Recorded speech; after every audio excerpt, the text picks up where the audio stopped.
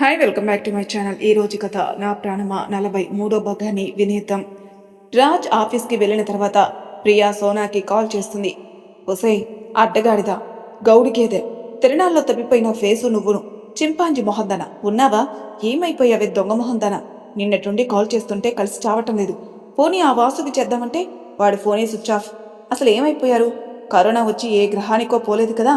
లేక కరోనా నుండి తప్పించుకోవడానికి ఏ దేవికైనా పారిపోయారా లేక అయ్యగారు అమ్మగారు పెళ్లికి ముందే హనీమూన్ ఏమైనా వెలగబెడుతున్నారా? సోనా ఇంతట్లో ఆపవే ఏంటా తిట్లు అంటుంది.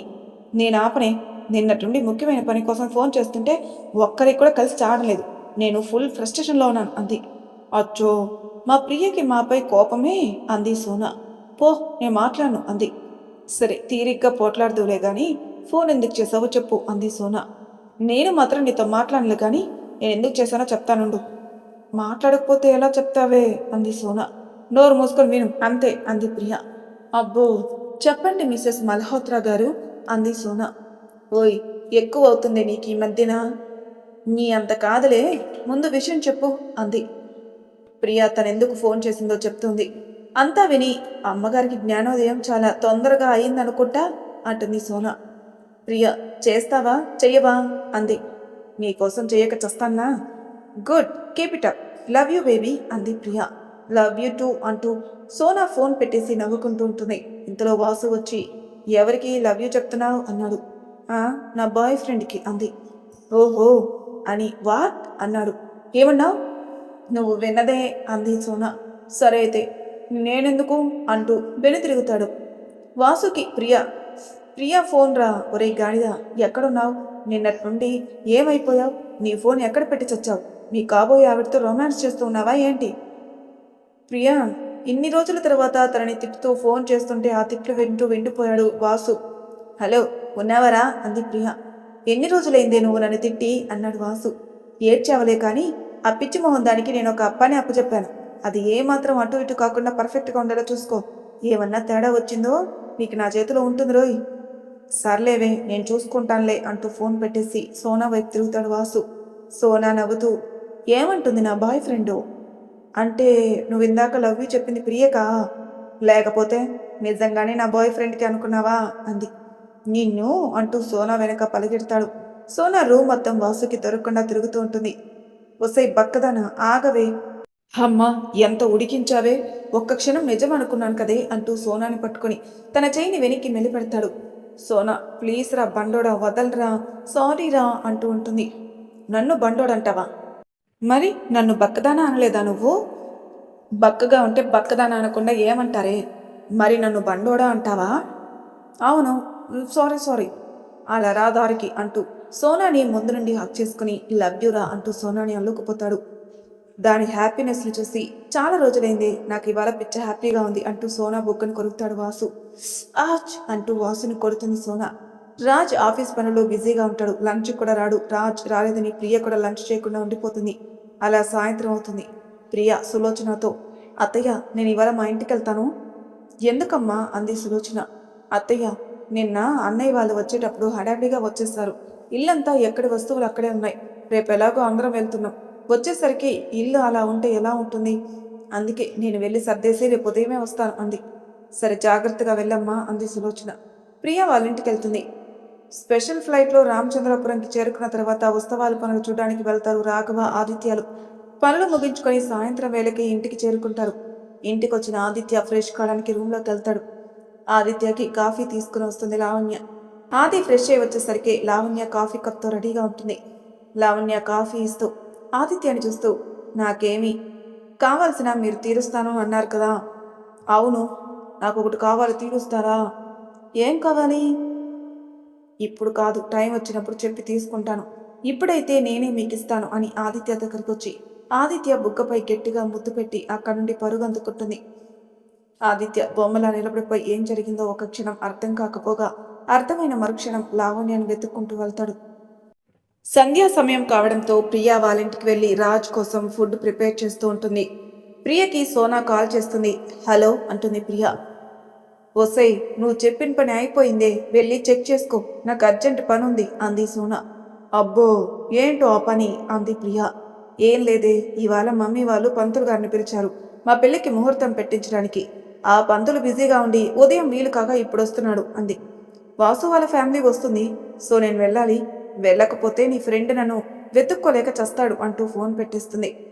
ప్రియా నవ్వుకుంటూ నువ్వు వాసు ఎప్పటికీ హ్యాపీగా ఉండాలి అనుకుంటూ తను వర్క్ చేసుకుంటూ ఉంటుంది. ప్రియా వర్క్లో ఉండగా బెల్లు మోగుతుంది. ఎదురుగా సంధ్య ఉంటుంది. ప్రియా వర్క్ షాప్ చూసుకునేది ఈ సంధ్యనే. సంధ్యని చూసి నవ్వుతూ ఇంట్లోకి రమ్మంటుంది. సంధ్య తను తెచ్చిన కవర్ని ప్రియకిస్తుంది. ప్రియ కవర్ ఓపెన్ చేసి చూసి పర్ఫెక్ట్ అని చెప్పి దాని లోపల పెట్టొస్తుంది. సంధ్యకి కాఫీ ఇస్తుంది ప్రియ. సంధ్య కాఫీ తాగి ప్రియకి బాయ్ చెప్పి వెళ్ళిపోతుంది. సంధ్య వెళ్ళిన తర్వాత రాజ్కి కాల్ చేస్తుంది. రాజ్ ఫోన్ లిఫ్ట్ చేసి హా అమ్మో చెప్పు. ఏంటి చెప్పేది, ఎప్పుడొస్తానన్నారు? ఇప్పుడు టైం ఎంత అవుతుంది? మీరు ఈరోజు వచ్చే టైం కూడా అయిపోయింది. ఇంటికి వచ్చేది ఉందా లేదా? ప్రియా అలా కొంచెం కమాండింగ్గా మాట్లాడేసరికి రాజ్ అలా వింటూ ఉంటాడు. ఉన్నారా అంది. అమ్మో, నువ్వు ఇలా నాతో మాట్లాడుతుంటే వింటూ ఉండిపోయాను అంటాడు. మాటలు బాగా నేర్చారులే కానీ ఎప్పుడు వస్తున్నారు? ఇంకో హాఫ్ అన్ అవర్లో పడుతుంది ప్రియా. అలా రాజు కోసం చూస్తూ ఇంకా విసుగొచ్చేసి రాజ్కి మెసేజ్ పెడుతుంది ప్రియా వాళ్ళ ఇంటికి రమ్మని. ఇప్పుడు తను అక్కడికి ఎందుకు రమ్మన్నట్టు అనుకుంటూ తొందరగా వర్క్ కంప్లీట్ చేస్తూ ఉంటాడు రాజ్. అప్పటికే టైం రాత్రి 8 గంటలు అవుతుంది. ప్రియా టైం చూసి ఈయనెప్పుడు ఇంతే, పనిలో పడితే టైమే చూసుకోరు అంటూ తను రెడీ కావడానికి వెళ్తుంది. తలుపు ఓరగా వేసి నైట్ 9 అవుతుండగా ప్రియా వాళ్ళ ఇల్లు చేరుకుంటాడు రాజ్. డోర్ కొట్టే లోపలే డోర్ పై ఉన్న స్లిప్ తీసుకుని చదువుతాడు. అందులో మెట్ల పక్కనే ఉన్న రూమ్లోకి వెళ్ళి ఫ్రెష్ అయ్యండి. ఈ స్లిప్ ఏంటి? ఈ ప్రియా ఏమైంది? తను ఇక్కడెందుకుంది అనుకుంటూ ప్రశ్నల మీద ప్రశ్నలు మదిని తొలిచేస్తుంటే రూమ్లోకి వెళ్ళి ఫ్రెష్ అయ్యి వచ్చేసరికి ప్రియా తను రాజ్ కోసం మాల్లో మెటీరియల్ తీసుకునింది కదా, దాన్ని స్పెషల్గా డిజైన్ చేస్తుంది. అది ఇంతకు ముందే సంధ్య ఇచ్చి వెళ్తుంది. బెడ్ పైన డ్రెస్ రెడీగా ఉంటుంది. అది చూసి ఓపెన్ చేసి వావ్ అనుకొని నవ్వుకుంటూ డ్రెస్ వేసుకుంటాడు. ఆ dress light cream colour Banaras full hand shirt, short length kurti, దానికి అదే కలర్ ప్లెయిన్ ధోతి ప్యాంట్కి కుర్తీ మీద హెవీ జుద్దోషి ఇంకా స్టోన్ వర్క్ షోల్డర్ పైనుండి కింద వరకు ఉంటుంది. రాజ్ ఆ డ్రెస్లో నవ మన్మధుల్లా మెరిసిపోతూ ఉంటాడు. రాజ్ డ్రెస్అప్ పై బయటకు వచ్చేసరికి హాల్ మొత్తం చిన్న చిన్న క్యాండిల్స్ అండ్ రోజ్ పెటల్స్తో అలంకరించబడి ఉంటుంది.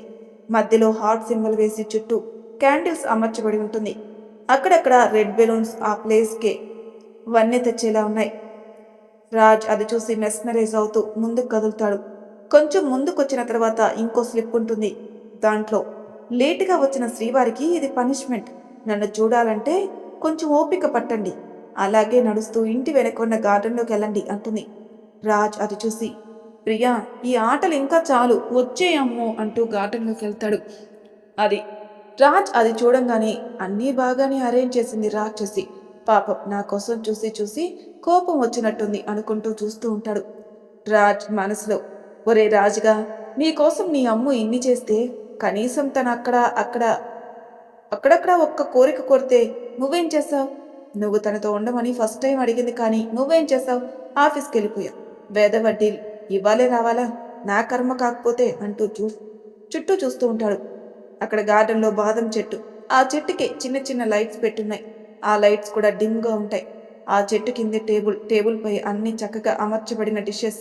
అదంతా చూస్తుంటే రాజ్కి ఎంతో హాయిగా అనిపిస్తుంది. రాజ్ వెయిట్ చేస్తూ ఉండగా ప్రియా గజ్జల సౌండ్ వినిపిస్తుంది. ఆ సౌండ్కి వెనక్కి తిరిగేసరికి ప్రియా రెడ్ కలర్ లాంగ్ ఫ్రాక్లో అప్సరస్ అలా వస్తూ ఉంటుంది. తన హెయిర్ మొత్తం లీవ్ చేసి ఎలాంటి ఆర్నమెంట్స్ లేకుండా సింపుల్గా రెడీ అయి వస్తుంది. ప్రియని అలా చూసి రాజ్ రెప్ప వేయకుండా అలానే చూస్తూ ఉంటాడు. రెప్ప వేస్తే అంతటి అపురూప దృశ్యం ఎక్కడ మిస్ అవుతాను అని ప్రియ రెడ్ రోజెస్ బొకే తీసుకునొచ్చి రాజ్కిచ్చి రాజ్ బుగ్గపై ముద్దు పెడుతుంది. రాజ్ ఆ ముద్దుతో ఈ లోకంలోకి వచ్చి ప్రియనే చూస్తూ ఉంటాడు. ప్రియ కన్నయ్య ఎలా ఉంది నా సర్ప్రైజ్ అంటుంది. రాజ్కి మాటలు రేవురా, చెప్పడానికి ఒక్క ముక్కలో చెప్పాలంటే నీ అంతా బాగుంది. ప్రియా అవునా అంటూ రాజు చేయి పట్టుకుని టేబుల్ దగ్గరికి తీసుకెళ్ళి ఒకటే ప్లేట్ పెట్టి ఇద్దరికి అందులోని వడ్డిస్తుంది. అన్నీ రాజ్ ఫేవరెట్ ఐటమ్సే. ప్రియా రాజుతో కబుర్లు చెప్తూ రాజ్కి తినిపిస్తుంది. రాజ్ కూడా ప్రియను అపురూపంగా చూస్తూ ప్రియా కళలో తనపై కనపడుతున్న ప్రేమకి ఫిదా అయిపోయి ప్రియాకి తినిపిస్తూ తను ప్రియా చేతితో తింటూ ఉంటాడు. అలా ఇద్దరు ఒకరికి కొసరి కొసరి తినిపించుకుంటూ డిన్నర్ కంప్లీట్ చేస్తారు. రాజ్ గారు, మీరు టెర్రస్ పైకి వెళ్ళండి, నేను ఇవన్నీ సర్దేసి ఒక 10 మినిట్స్లో వచ్చేస్తాను అంది. అమ్మో, ఇద్దరం కలిసే వెళ్దాం అన్నాడు. ఇవాళ ఒక్కరోజు నేను చెప్పినట్టు వినండి, నేను ఒక 10 మినిట్స్లో వచ్చేస్తాను, మీరు వెళ్ళండి అంది. రాజ్ సరే అని టెర్రస్ పైకి వెళ్తున్నాడు. రాజ్ అక్కడికి వెళ్ళి అదంతా చూస్తూ ఫ్రీజ్ అయిపోతాడు. అదంతా టెర్రస్ మొత్తం మల్లెపూలతో నిండిపోయి ఉంటుంది. కాలు పెట్టడానికి కూడా సందుండదు. టెర్రస్ మధ్యలో బెడ్ చుట్టూ తెల్లని పరదాలు, పైనుండి మల్లెమాలలు వేలాడదీసిన బెడ్ మధ్యగా ఉండడంతో బెడ్కి ఇరువైపులా టిమ్ బెడ్ ల్యాంప్స్ ఉంటాయి. టెర్రస్ చుట్టూ ఉన్న పిట్టగోడ చుట్టూ గ్లాస్తో చేయబడిన కవరింగ్, ఆ గ్లాసెస్ చుట్టూ తెల్లటి పరదాలు, లోపలికి జరిగేది బయటికి కనిపించకుండా పైన మాత్రం ఓపెన్గా ఉంటుంది. ఆ రోజు నిండు పౌర్ణమి, చంద్రుడి వెన్నెలలో మెరిసిపోతూ ఉంది ఆ ప్రదేశం. రాజ్ ప్రియా టేస్ట్ని మెచ్చుకుంటూ అక్కడే ఉన్న మల్లె పందిరి దగ్గరికి వెళ్ళి చంద్రుడిని చూస్తూ నిలబడి ప్రియా రాకకై వేచి ఉంటాడు. 10 నిమిషాల తర్వాత ప్రియా వస్తుంది.